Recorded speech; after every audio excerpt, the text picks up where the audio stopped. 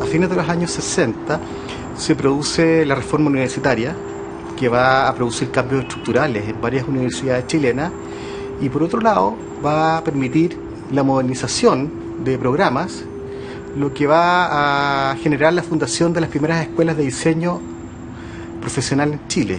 Así surgen en la Universidad de Chile y en su sede en Valparaíso los primeros departamentos, y en la Universidad Católica también la fundación de la Escuela de Diseño.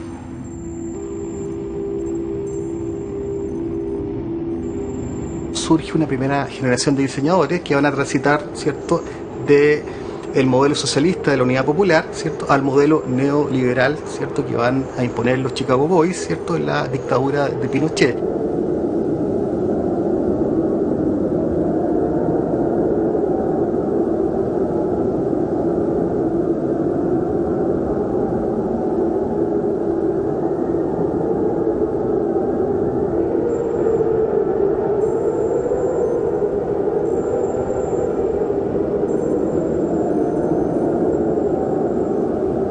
Se comienzan a gestar en Chile como dos miradas. Una mirada más racionalista, ulmiana, ¿cierto?, más tecnológica, más con pretensiones más científicas y más vinculada al diseño de productos, que es la de von Siep, frente a otra estrategia o práctica o forma de hacer diseño, que era la que venía desarrollando la oficina de Vicente Larrea o gente como Luis Albornoz, que tenía, digamos, una mirada más expresionista, más ligada a la cultura.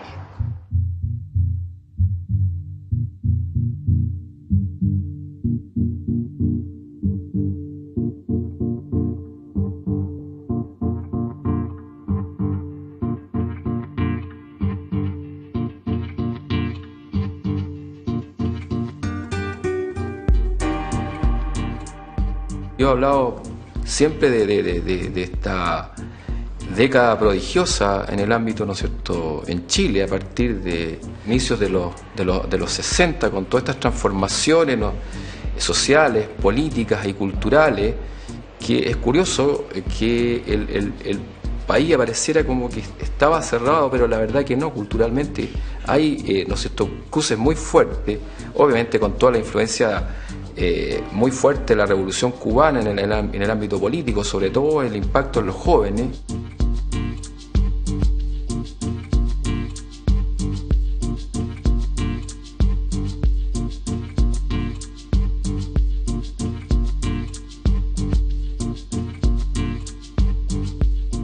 En ese ambiente de transformaciones va a aparecer estos diseñadores, que muchos de ellos no son diseñadores de profesión, sino que habían estudiado en la Escuela de Arte Aplicada de la Universidad de Chile, o la Escuela de Arte parte, ¿no es cierto?, la Universidad Técnica del Estado, la Escuela de Publicidad. Y ellos se hacen llamar diseñadores justamente buscando una diferencia con las generaciones anteriores. Y esa juventud, influenciada por todo este ambiente cultural, es lo que va a generar todas estas transformaciones en el cartel.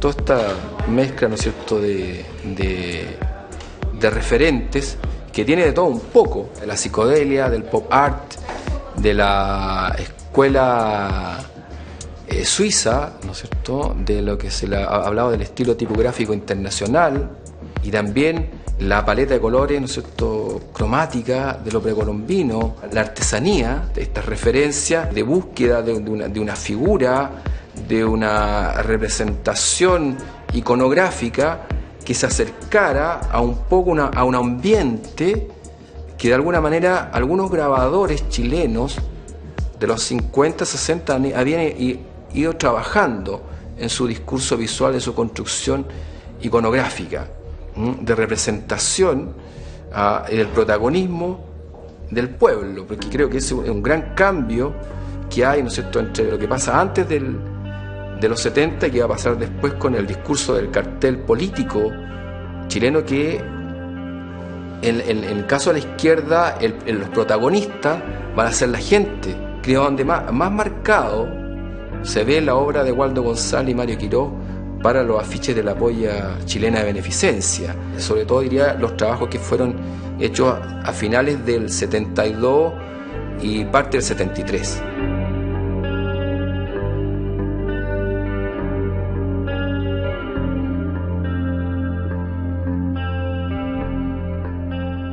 Indiscutiblemente el Estado tuvo mucha importancia al liberarnos, ¿verdad?, a los artistas dentro de sus creaciones, al estimularlos a ir mucho más allá de lo que habían hecho antes, al generar en ellos un compromiso marcado de lo que significa todo este quehacer.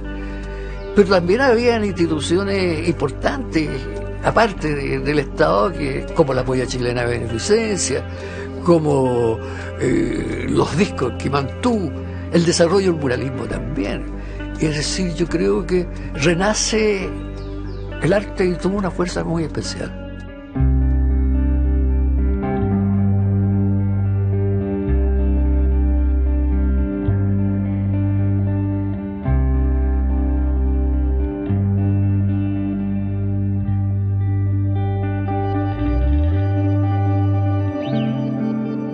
Cuando se nos llamó de la polla, es decir, tuvimos dos posibilidades: o seguir con la publicidad tradicional de la polla, o plantear un hecho visual distinto.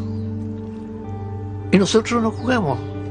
Dijimos, si la polla es tan conocida, ¿por qué va a seguir manteniendo los mismos sistemas de persuasión a la gente, de crearle necesidades a partir de la instrumentación, a partir de viajes, de casas y una serie de cosas?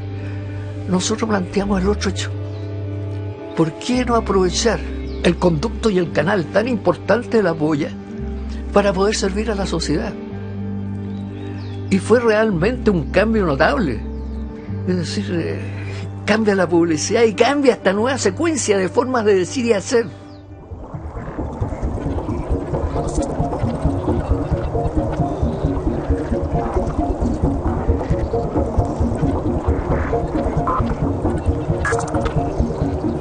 Pero fundamentalmente servimos a la gente, al pueblo, a la sociedad, a la señora, a las madres, a los niños, a los ancianos,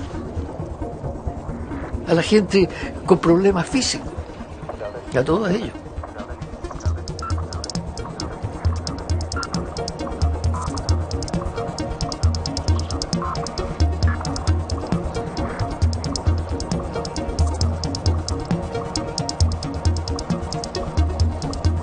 Nosotros generábamos los primeros bocetos. Esto es boceto anterior, es un preboceto. Es la búsqueda de la línea y al mismo tiempo todas las referencias que vamos manejando para poder lograr lo que viene a continuación. Aquí ya nos estamos acercando más al original. Es decir, ya comienzan a aparecer los efectos de boceto iniciales con mucho nivel de abstracción hasta llegar al original, que es ese el boceto final. Entre aquello y esto hay por lo menos sus 20 o 30 bocetos, porque hay que estudiar las imágenes, hay que estudiar los personajes, los actores y cómo actúan estos actores en el escenario gráfico que allí tenemos, y luego ir definiendo todo lo que era el proceso de diagramación.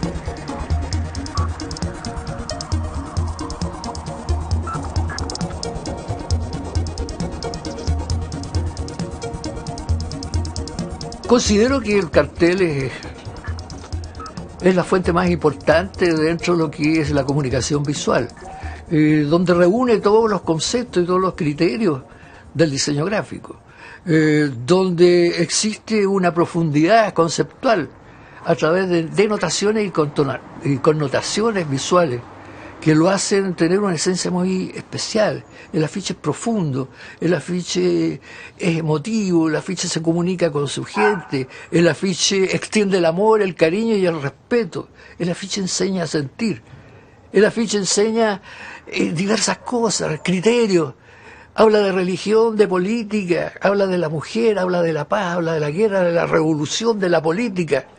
Es decir, es un elemento completo dentro de lo que es el desarrollo de la gráfica y del diseño nuestro.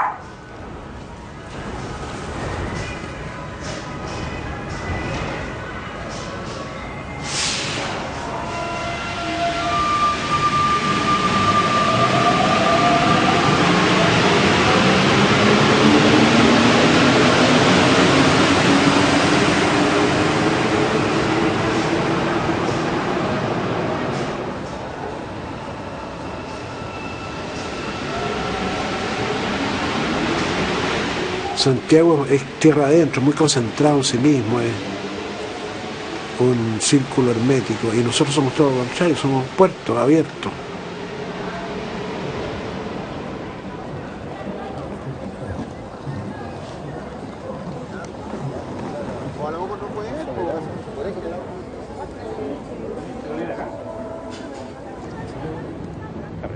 La imagen, mira.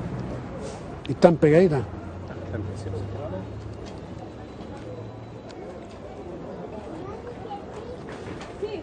Está bonito. ¿Ya cómo lo tienes este, oye? Esto se vale 12. ¿12? Sí, regalado.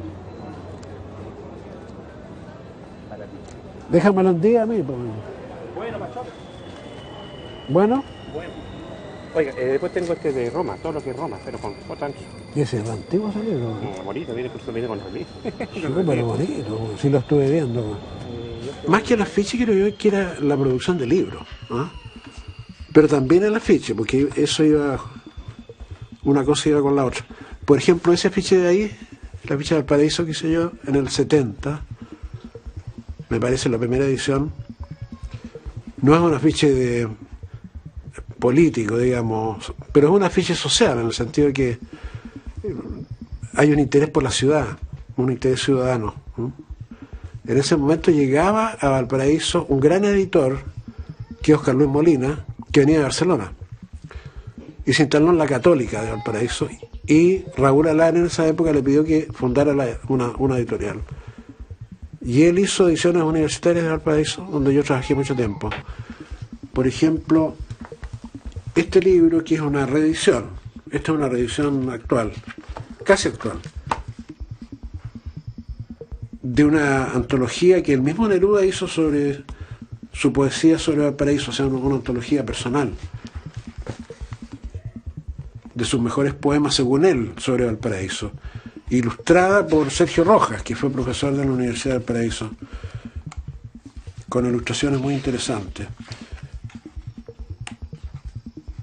Esto, por ejemplo, no se pudo haber hecho durante el gobierno militar, imposible. Se hizo antes del gobierno militar. Lo mismo que esto, que es una crítica a Walt Disney y a las relaciones humanas que habían entre sus personajes, que hizo Ariel Dorfman y Armand Matelar, el Pato Donald con sus sobrinos, y él abusando de sus sobrinos en realidad, y una relación que no era sanguínea directa, digamos, sino que tío, sobrino, y que no habían padres e hijos, y madres, digamos.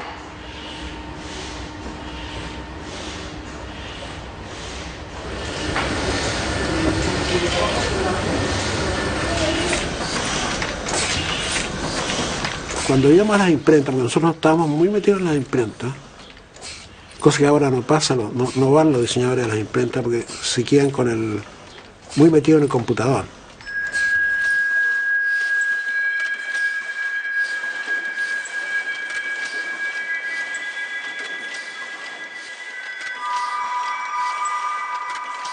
nos dimos cuenta que las prensas offset, cuando ya habían impreso el libro, tenían que pasar muchos pliegos para limpiar las planchas de la tinta que había quedado.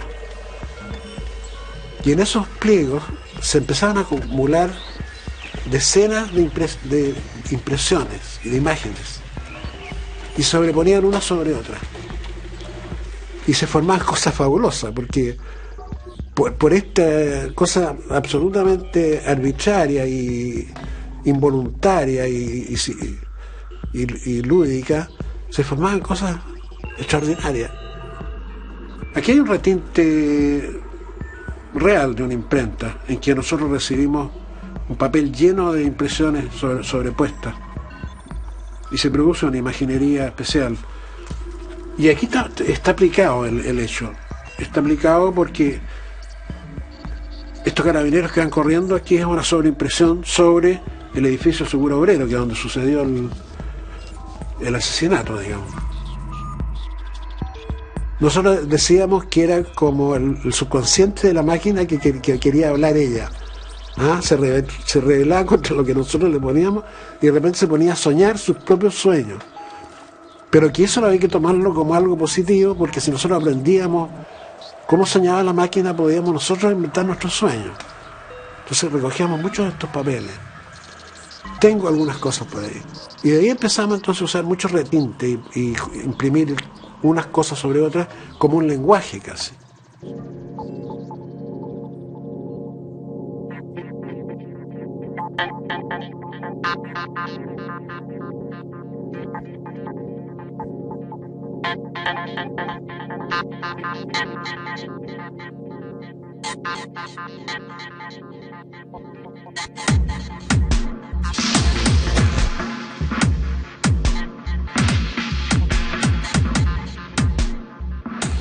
Como el uso del color saturado, el uso del color plano, el uso de la línea, del contorno para resaltar la figura, también se estaba dando en el pop art, se estaba dando también en las revistas. Cuando tú revisas las revistas Graphics, Geographic, aparecen ahí, sobre todo, ¿no es cierto?, un referente que reconoce Vicente Larrea, uno de los realizadores importantes de cartel de la época, a Celestino Piatti, suizo, que toma también esta referencia para exaltar la figura del contorno negro, que también lo había tomado o lo estaba realizando en las brigadas muralistas políticas, ¿no es cierto?, de izquierda, como la VRP con la Elmo Catalán, que usan este elemento formal para rescatar la figura de la muralla, y que se convierte finalmente en parte de una estética propia.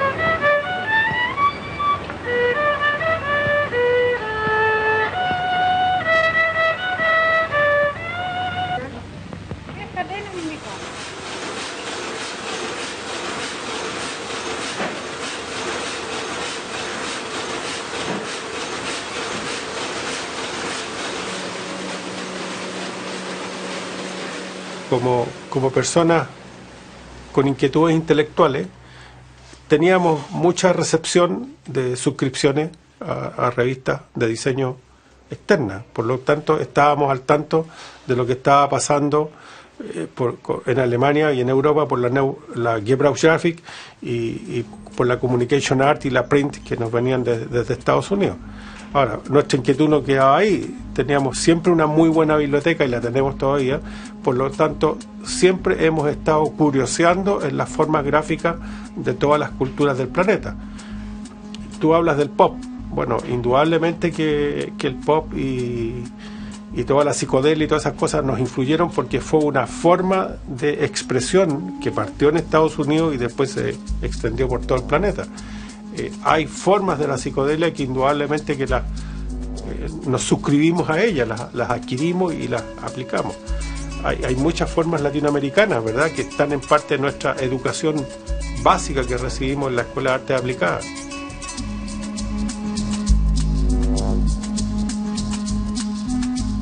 Uno de los maestros externos, que fue Vega Queralt, que fue real aquí en Chile, él me mostró el trabajo de Ben Shahn, ¿verdad?, que es un pintor judío norteamericano. Y él desarrolló afiches, también desarrollando un estilo tipográfico, que a mí me influyó mucho, y dije, bueno, este es tan fácil que hasta yo puedo hacerlo. Entonces, de ahí salen las letras de Quilapayún, que son las primeras.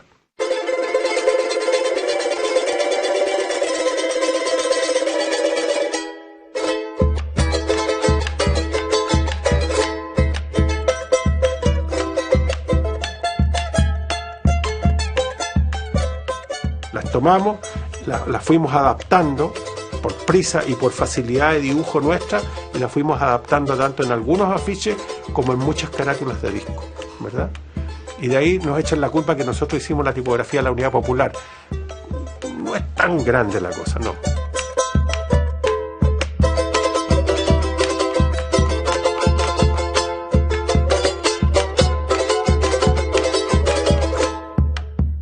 Hay que decir cómo empezó, por ejemplo, la nueva canción chilena, con un llamado Carlos Quesada, miembro del Quilapayún, con el cual coincidimos en la Escuela de Arte Aplicada. Él estudiaba cerámica y yo estudiaba gráfica, ¿verdad? Entonces él me llama y me dice, oye, vamos a hacer el segundo disco, porque el primero fue un desastre en cuanto a diseño, fue una muy mala foto y peor impresa y más diseño.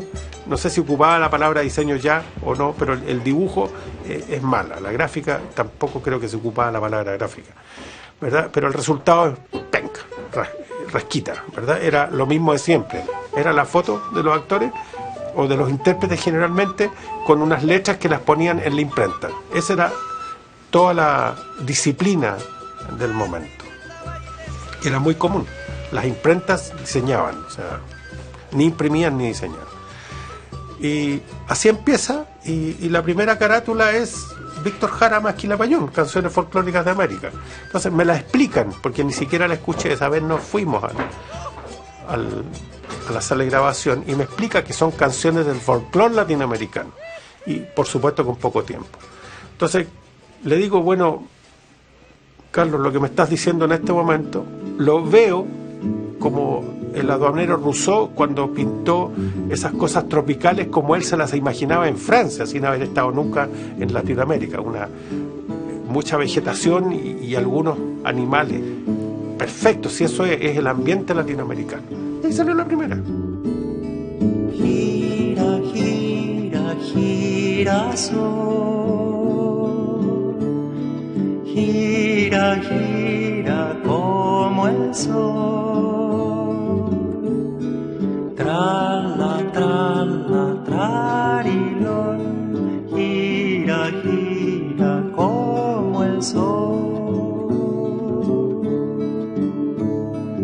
Después viene otra que es rupturista, ahí ya llega la Juventud es Comunista y nos encarga Por Vietnam, también con los Quilapayún. Entonces, oye, Por Vietnam teníamos la información al día porque Vietnam nos tocó a todo el planeta, ¿verdad? ¿Qué es lo que estaba pasando? Y buscando información nos fuimos a la librería PLA, Prensa Latinoamericana, en la calle MacIver estaba. Y buscando información en revistas impresas en China, ¿verdad?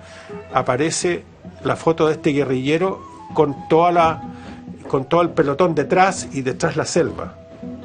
Entonces, no sé si el Toño o yo decimos, esta es la foto.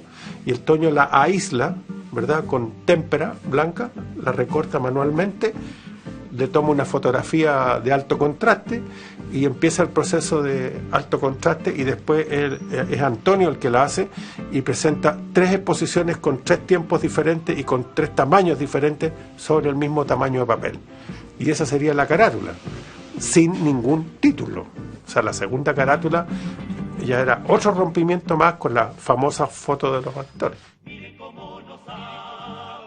Producíamos un promedio de 3 o 4 carátulas mensuales, más 3 o 4 afiches, así que olvídate de mucho brainstorming y cosas así que ni entendíamos para qué servían, todavía no entendemos. Entonces era así, era una cosa tremendamente dinámica. La hierba de los caminos la pisan los caminantes. La hierba de los caminos la pisan los caminantes. Y a la mujer del obrero la pisan 4 tunantes de esos que tienen dinero. Y a la mujer del obrero la pisan 4 tunantes de esos que tienen dinero. Hay otro referente importante que fue la película El submarino amarillo de los Beatles.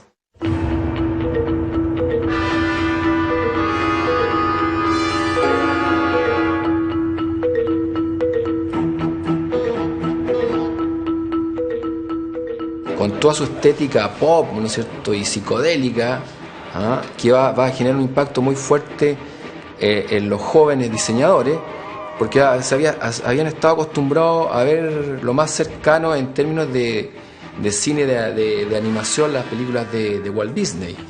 Y esto es una cosa totalmente diferente.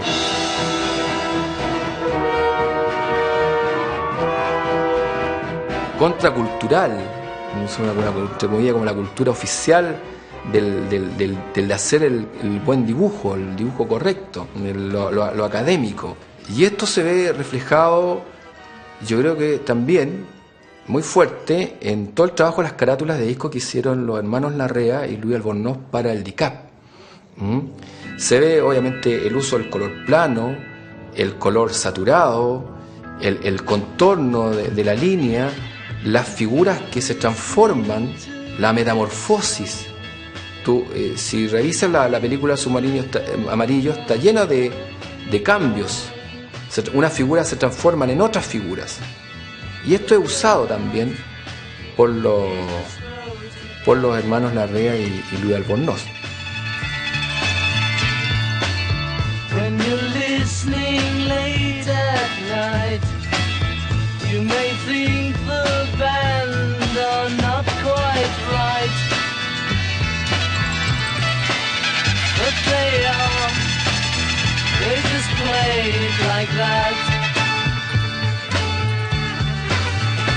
It doesn't really matter what chords I play, what words I say, or time of day it is, as it's only a long song.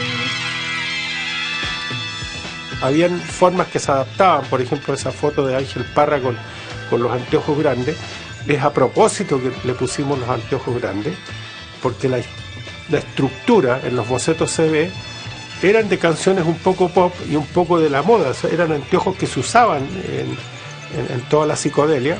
No los usó nunca Ángel Parra, pero se los pusimos y él participó del juego y le explicamos: tu rostro en alto contraste con tus facciones bien auténticas chilenas, con tu mostacho grande, blanco y negro, y toda la parte de los anteojos colorida, porque estamos viendo un mundo que tiene los dos contrastes y lo estábamos viendo en Chile.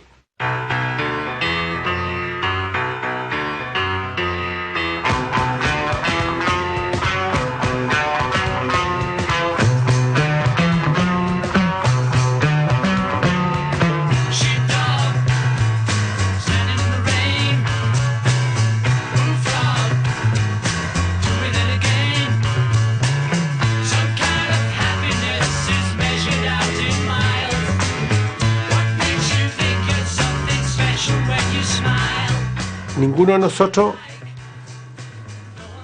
militó en ningún partido político. Sí identificamos nuestro trabajo como un trabajo social. ¿Por qué? Porque no era de consumo y estaba dirigido a todo el pueblo chileno. Y nosotros dibujamos en ese momento, no diseñábamos, no se conocía la palabra, dibujamos para que todos los chilenos entendieran mensajes en forma simple. Ahora, el paso, indudablemente, cuando sucede el 11 de septiembre y yo me vengo definitivamente a Chile en enero o marzo del 74, la conversación breve con Albornoz y con mi hermano Antonio y con Maricruz es que tenemos que reformularnos porque se nos acabó la pega. Entonces ya no existían los discos, ya no existían los afiches, y menos los discos y los afiches que nosotros diseñamos. Pero nosotros nunca solamente tuvimos ese trabajo, siempre también teníamos algo más comercial. Siempre estuvimos trabajando o con quesos en el sur o con otras producciones fabriles que habían. O sea, eso en menor escala que la música y que la cosa social siempre la tuvimos, ¿verdad? También seguimos trabajando de eso. ¿Y qué pasa? Entonces desaparece una cantidad importante de trabajo, pero aflora la otra. Entonces, eso, como empiezan a haber empresas nuevas, ya no era pecado ser empresario, todo lo contrario, era bien visto, pero desaparece prácticamente el trabajo social, y el trabajo de afiches, indudablemente, de 3 o 4 afiches mensuales, con suerte había uno al año. El afiche pierde alma, no hay compromiso de ningún tipo. Ni los gobernantes ni los gobernados tienen el camino que tenía antiguamente el afiche de comunicación. Ya el afiche es un arma peligrosa. El gobierno de facto no genera un desarrollo de estas piezas gráficas, como muchas otras cosas que desaparecieron. El afiche comienza a ser netamente publicitario, solamente comprometiéndose a publicitar, a persuadir a la gente. Pero la profundidad del mensaje, la emoción del mensaje, desaparece. Y nosotros, junto con eso, desaparecimos por mucho tiempo. Es decir, 10 años, que estuvimos a la sombra, que no nos llamaban, ni los antiguos clientes que teníamos nos llamaban, porque nos marcaban con un régimen socialista, porque nos ubicaban como ente peligroso, y que realmente fue duro. Y felizmente yo en mi casa guardé afiches de la polla y los tuve durante todo ese periodo. Los veía en el golpe militar como los quemaban, y una pena tremenda, y los guardé, y es lo que ha quedado hasta ahora.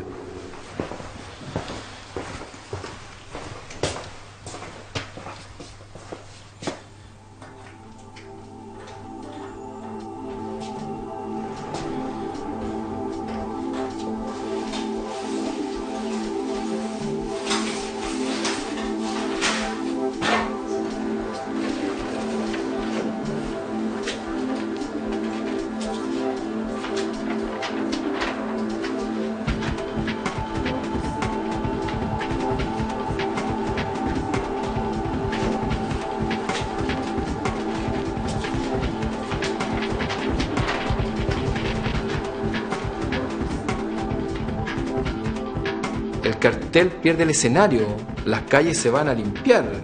Una de las primeras medidas que toma el gobierno militar es limpiar, pintar las calles, a asepsia. Obviamente que tiene que ver con el mundo militar, todo tiene que estar limpio. Y aparece una iconografía más depurada, diría yo más abstracta, y ahí adquiere muy fuertemente la presencia del racionalismo suizo, también de la escuela de Ulm, que otro referente que deja Gibbon Siepe cuando está en Chile entre el año 69 y 73, y que creo que al trabajar con la abstracción, tú trabajas con la neutralidad. Es más difícil reconocer los objetos, no aparece el sujeto, deja de tener protagonismo la gente, aparecen las figuras abstractas, aparecen las figuras geométricas, y resurge obviamente el concepto de la propiedad privada.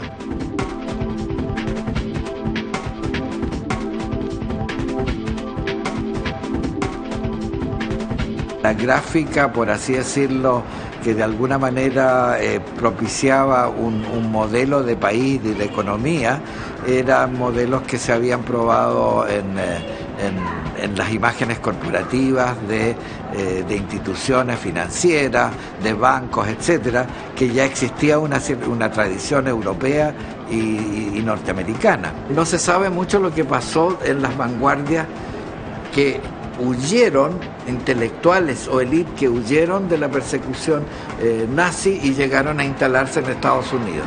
Cuando uno escucha a Estados Unidos son todos unos estúpidos, unos ingenuos, y no, hay gente tremendamente importante y creativa. Y en Estados Unidos los grandes diseñadores de esa época provienen de aquellos que se habían arrancado, habían estudiado la Bauhaus y eran brillantes que improvisaron la publicidad de la época. Ellos eran artistas, creadores. Y ahí tenemos, diríamos, que se forma un capítulo desconocido en nuestra historia para poder replantear lo que es la publicidad y el diseño gráfico. Yo creo que sí había en los ejecutivos de esa época, toda esta gente que había estado, como te digo, afuera, que había estado en la mayoría en Estados Unidos, habían, yo creo, como capturado esta cosa de la imagen corporativa, que era un fenómeno que estaba teniendo mucha fuerza en Estados Unidos.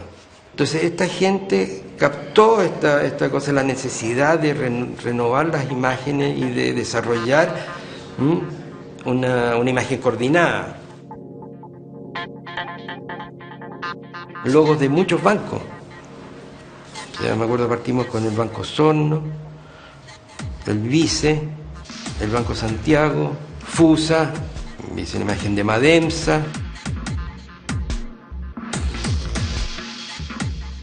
La geometría ahí tiene un valor neutral, o sea, la geometría es un uso para lograr fórmulas, fórmulas que calcen bien en un logotipo o un isotipo que sea simétrico, que tenga dinámica.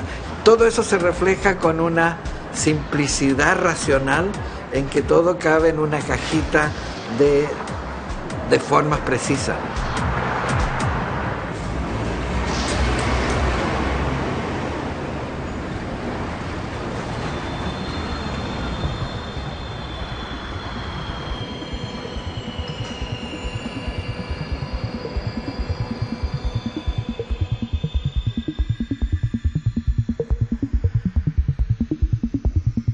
El primero que hace esto ya marca la pauta más o menos en los fines de los 50, que es el Chase Manhattan Bank de Chermayeff y Geismar.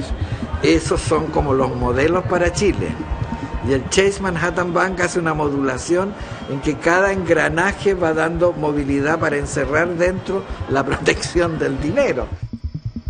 Yo hice la imagen del Banco Santiago.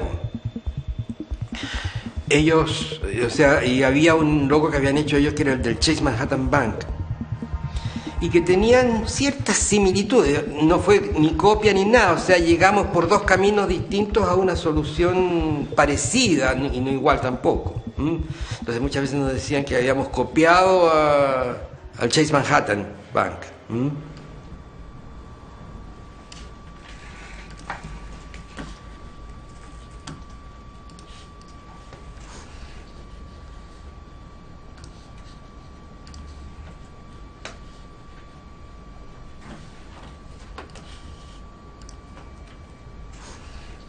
Yo saliendo a la vida profesional, habiendo terminado la universidad, que el año 76, 75, 76,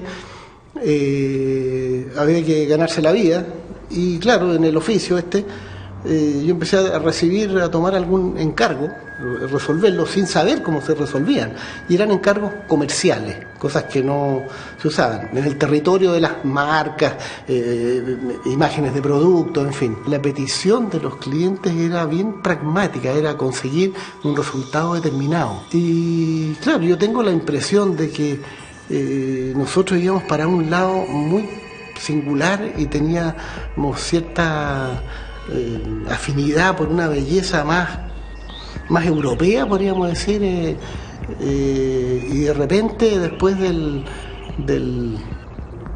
que pasó el periodo de Allende, empezamos a convertirnos en americanos, en norteamericanos, más o menos, con esa estética más aséptica, más limpia, colores puros, ¿no es cierto? Por ejemplo, uno tomaba una caja de chocolate europea y era como con esfumados, con hartas cosas que mirarle, ¿no? Y la imagen americana bastante más limpia, concreta, más despejada, ¿no? Va al tiro al hueso. Yo no me acuerdo qué año, 80 por sido, quizás antes, no sé. Aparece esta idea de la imagen corporativa. Entonces necesitan una marca mejor. Salud, digamos, el grueso era el remedio. Hoy día uno compra galletas y flores y el diario adentro de la farmacia, pero en esa época era más remedio. Algo con la salud. Y me parecía bastante natural que fuera medio hospitalario, o sea, rojo con blanco, la Cruz Roja, rojo y blanco, la cosa sanguinaria, como salud. Y por hacer algo más, no sé, se me antojó un señor pensando en realidad pensando en Leonardo, en el dibujo de Leonardo, y un brazo que está como el cuerpo, en fin, o sea, no es muy, como decir, ni muy ingenioso, ni muy rompedor, no fue ingenioso. Ahora, a la cadena de farmacia le fue muy bien, creció y enorme, entonces muy conocido el logo, pero no es más que eso. Esa fue la idea. Bueno, obviamente que fue hecho a mano porque no había computadores y siempre me ha gustado dibujar, en fin, no tengo facilidad en ese punto, así que está dibujado el logotipo este.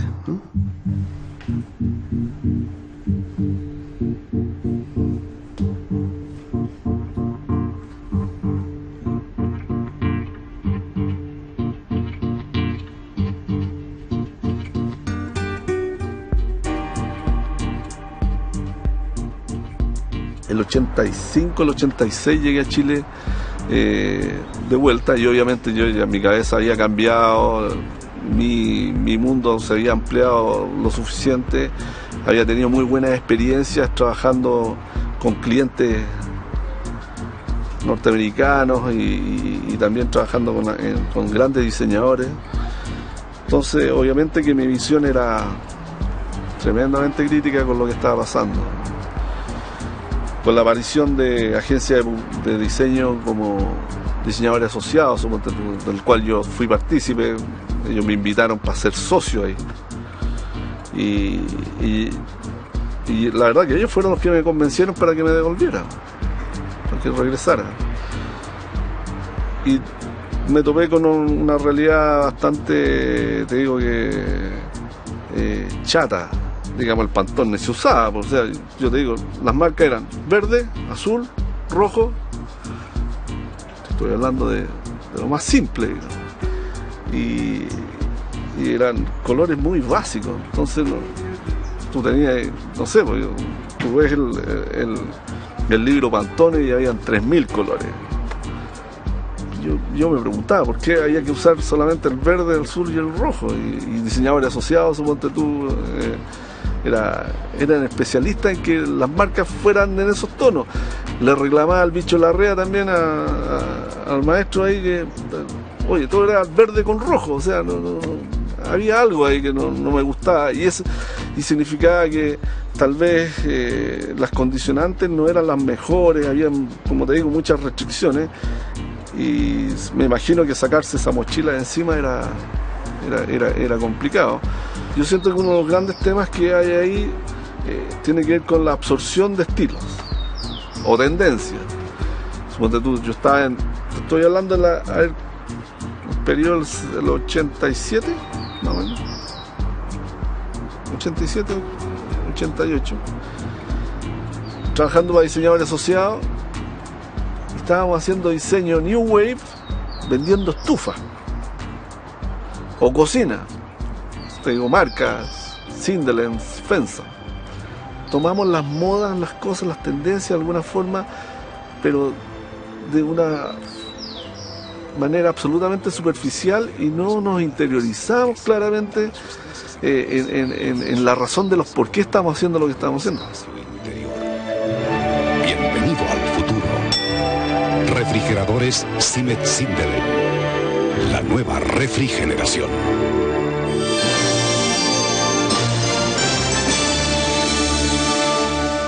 ¿La de las lavadoras? Arrugan. En cambio, la lavadora Computer 3 de Fensa no arruga, gracias a la innovadora tecnología de su sistema Hydrostop, que deja su ropa flotando hasta que usted lo desee, a su control de temperatura y a su exclusor de centrifugado. Así, su ropa quedará limpia y libre de arrugas, lista para un planchado fácil. Otra innovación tecnológica, Fensa, hecho para la mujer. En general, casi todos quienes que trabajan en gráfica vienen de una vertiente más bien de la plástica, o tenemos un interés por la cosa plástica, por la cosa estética, digamos por el arte. Hay un interés en la cosa plástica. Y resulta que esto de las marcas y del packaging de los productos es una cosa de mercado. Entonces, al juntar esta cosa, se produce algo curioso, como que lo prioritario es el resultado en la cosa comercial. Pero fíjate, yo hago una distinción entre el diseño de las agencias de publicidad y el diseño de las oficinas de diseño, porque hasta mediados de los 80 no había una distinción clara. Eran muy pocas las oficinas de diseño. Y obviamente que la publicidad es otro tema que te digo, yo nunca quise realmente participar ni me ha interesado, porque encuentro que es bastante más frágil a los vaivenes que tienen que ver con las metas, en el caso de las marcas, claramente asociadas como decía anteriormente, a las metas de corto y mediano plazo. Y lo que sí considero que el diseño siempre ha estado comprometido con las metas de largo plazo de las empresas, de las instituciones, de lo que sea. Y esa es una gran distinción.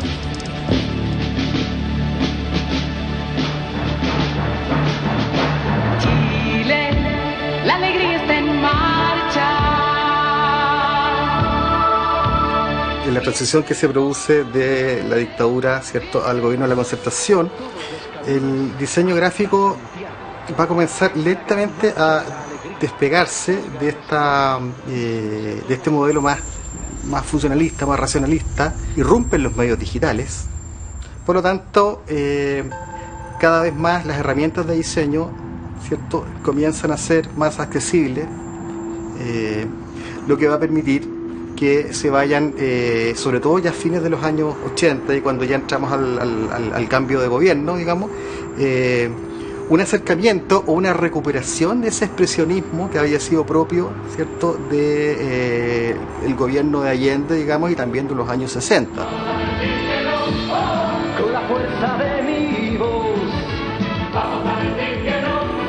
Cuando llegamos ya al gobierno de Elwin, el diseño gráfico se transforma en un actor relevante como estrategia para reposicionar a Chile en el marco internacional, y una importante oportunidad para eso va a ser la Expo Sevilla de 1992, donde de alguna manera el diseño gráfico, la visualidad van a reemplazar a la poesía como denominación simbólica del país.